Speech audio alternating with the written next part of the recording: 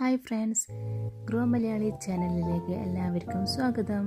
ഇന്നത്തെ വീഡിയോയിൽ നമ്മൾ നിറങ്ങൾ കൊണ്ട് മനസ്സ് കവർന്നെടുക്കുന്ന ഒരു സ്പെഷ്യൽ പ്ലാന്റിനെ കുറിച്ചാണ് സംസാരിക്കുന്നത്. നിങ്ങൾക്ക് കണ്ടപ്പോൾ തന്നെ മനസ്സിലായി കാണും, കോളിയാസ് ആണ്. കോളിയാസ് ഒരു കളർഫുൾ പ്ലാന്റ് ആണ്. ഇലകളുടെ നിറമാണ് ഇതിൻ്റെ മെയിൻ അട്രാക്ഷൻ.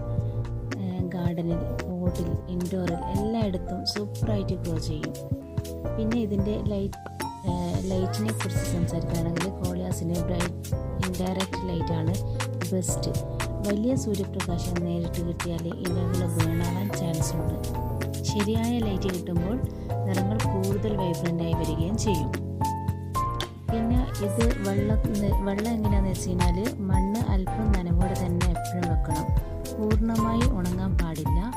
ഓവർ വാട്ടറിങ് ചെയ്ത് കഴിഞ്ഞാൽ റൂട്ട് പെട്ടെന്ന് തന്നെ ചീത്തയാവും. പിന്നെ ഈ പ്ലാന്റിൻ്റെ സോയിൽ മിക്സ് എന്ന് വെച്ച് കഴിഞ്ഞാൽ കോളിയസിന് ലൈറ്റ് വെയിറ്റ് ആയിട്ടുള്ള വാട്ടർ ഡ്രൈനേജ് സോയിലാണ് നല്ലത്.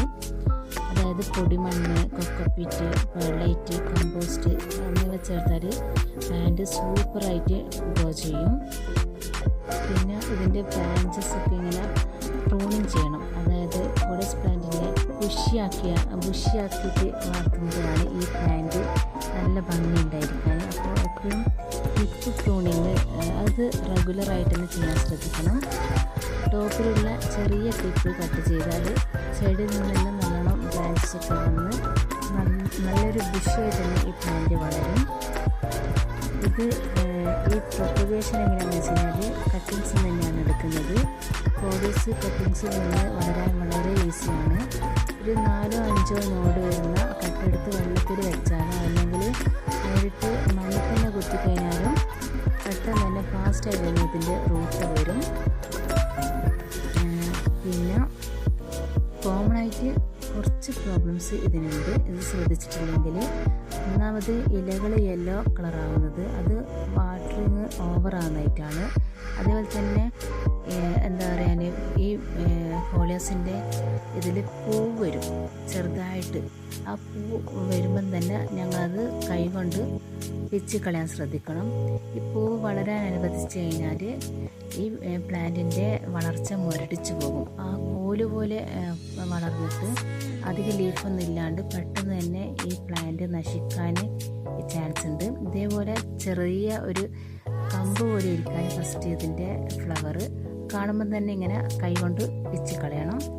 അപ്പോൾ ഇത് നന്നായിട്ട് തന്നെ ബുഷിയാവാനുള്ള ചാൻസും ഉണ്ട്.